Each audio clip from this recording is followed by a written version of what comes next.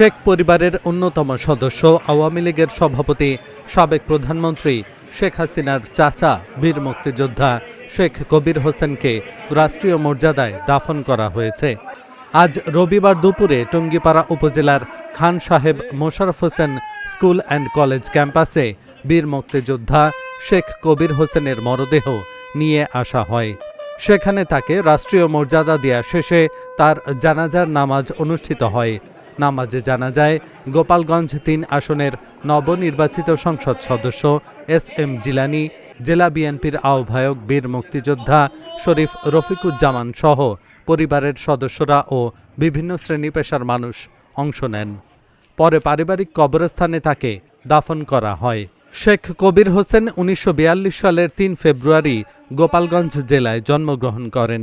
তার পিতা শেখ মোশাররফ হোসেন এবং মাতা রাহেলা খাতুন। তার চাচাতো ভাই ছিলেন বঙ্গবন্ধু শেখ মুজিবুর রহমান।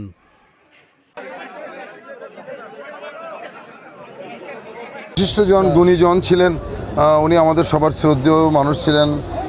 আমার চাচা তো উনি ইন্তেকাল করেছেন, ইন্না লিল্লাহি ওয়া ইন্না ইলাইহি রাজিউন। আমরা আজকে জানাজায়, আমি একজন মুসলমান মানুষ, উনি মুসলমান, ওনার জানাজার খবর যখনই পেয়েছি জানাজার জন্য প্রস্তুতি নিয়েছি এবং জানাজায় এসেছি। এটা একজন মুসলমানের দায়িত্ব বলে মনে করি, সে কারণে এখানে এসেছি।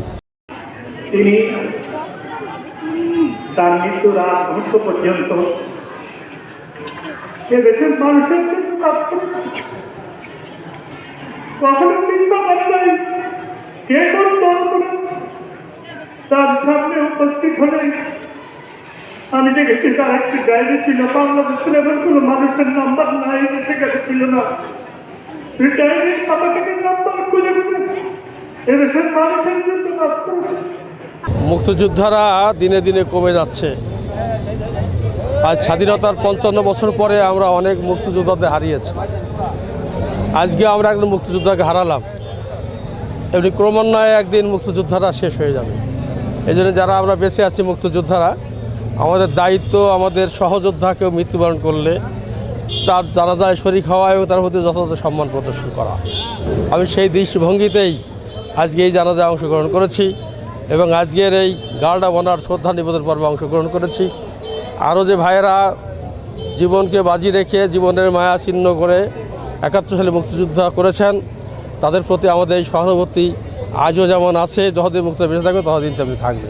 কবির হোসেন আমাদের এই টুঙ্গিপাড়ার একজন প্রাণীর স্পন্দন ব্যক্তিত্ব ছিলেন এবং উনি অনেক বয়োজ্যেষ্ঠ ব্যক্তিত্ব ছিলেন, আমাদের একজন অভিভাবক ছিলেন।